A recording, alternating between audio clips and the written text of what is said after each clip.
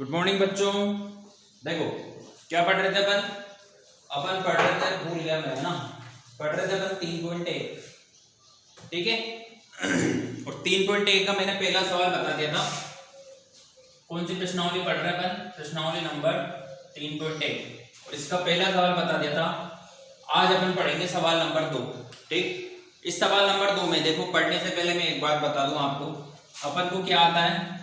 अपन को ये आता है ना, ये कि शून्यकों का योग और शून्यकों का गुणा। ठीक है, ये क्या होता है भैया? ये होता है माइनस का b बटा a और ये होता है c बटा a। ये होता है, अपन को कुछ नहीं आता है, अपन को सिर्फ ये आता है। इसी के आधार पर प्रश्नावली नंबर 3.1 स्टार्ट करी थी। इसका पहला सवाल कर लिया था। आज करेंगे अपन सवाल नंबर 2।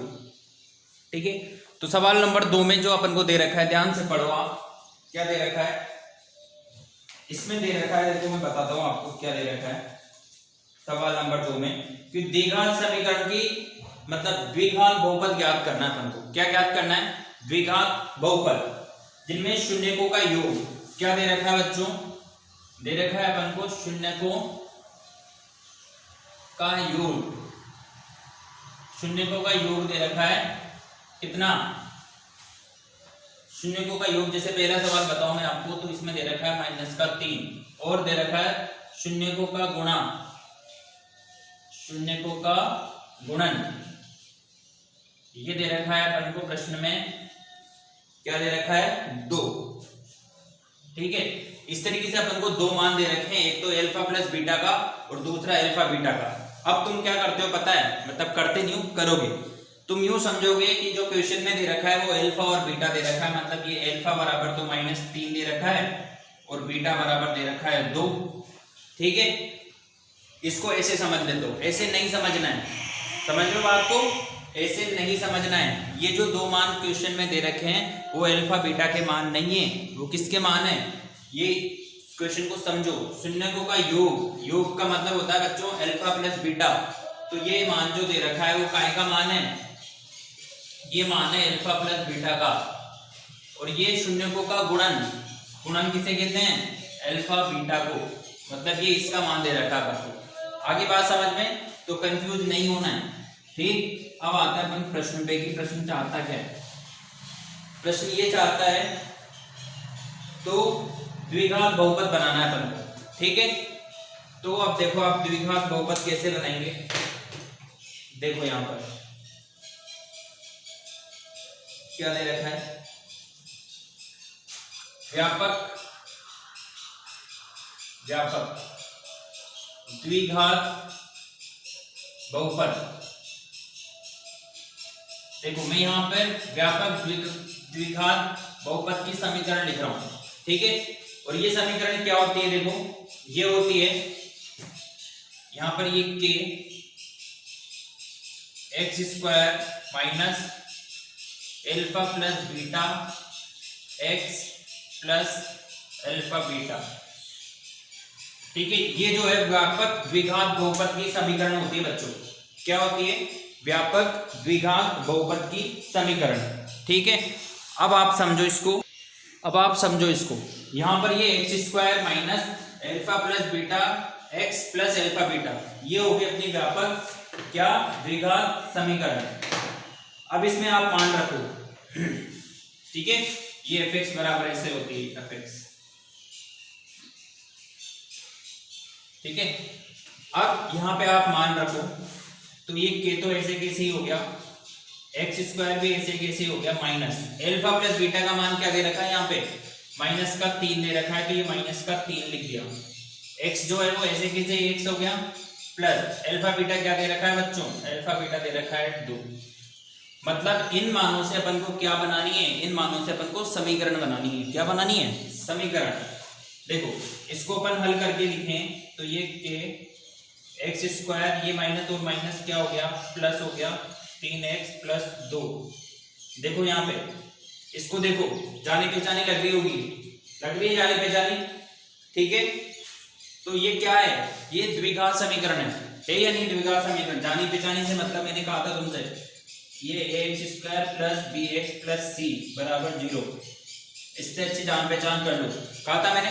तो ये समीकरण ऐसी लग रही नहीं लग रही, लग रही है। अब इस के को हटा दो आप। अब आप बोलोगे कि सर ये के क्या आ गया, क्या के जो है क्या है,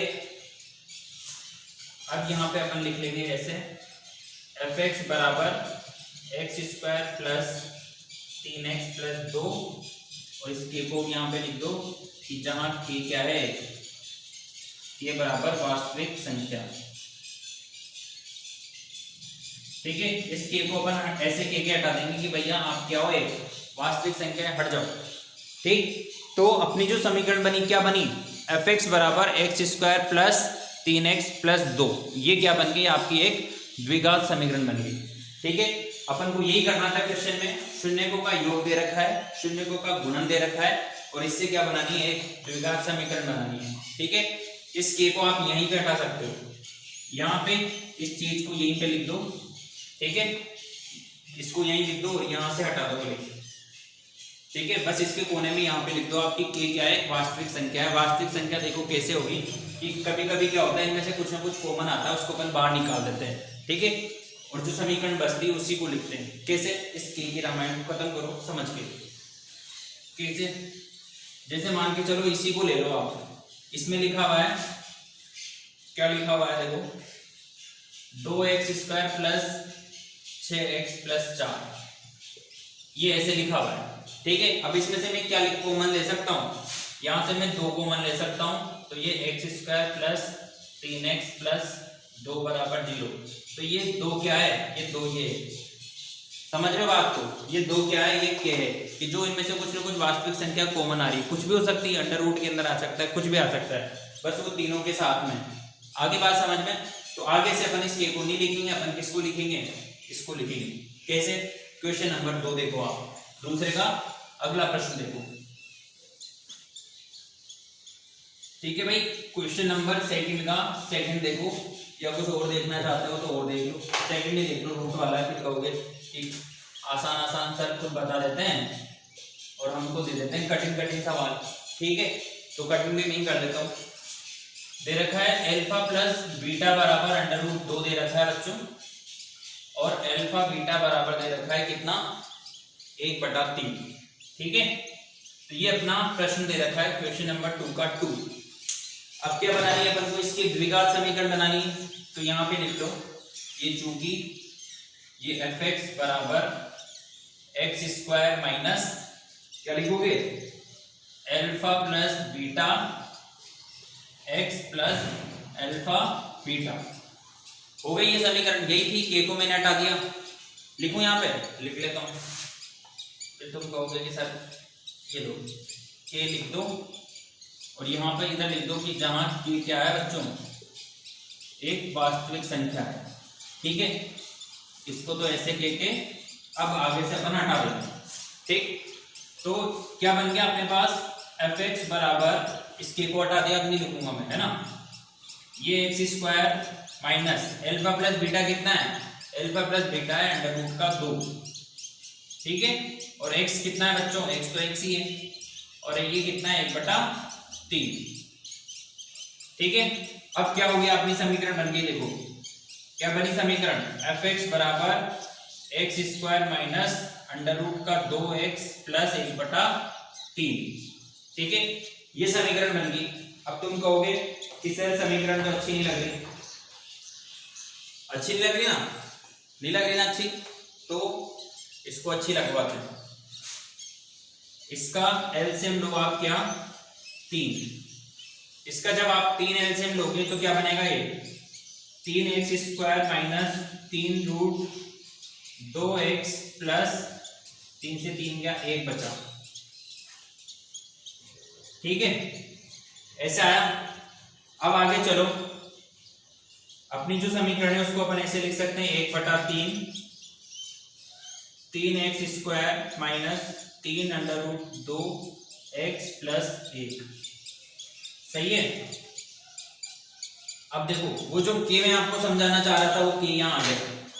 ठीक है, जो के मैं आपको समझाना चाह रहा था ना, वो के यहाँ पे आ गया, क्योंकि अपन को क्या लिखनी है, सिर्फ अपन को लिखनी है द्विघात समीकरण।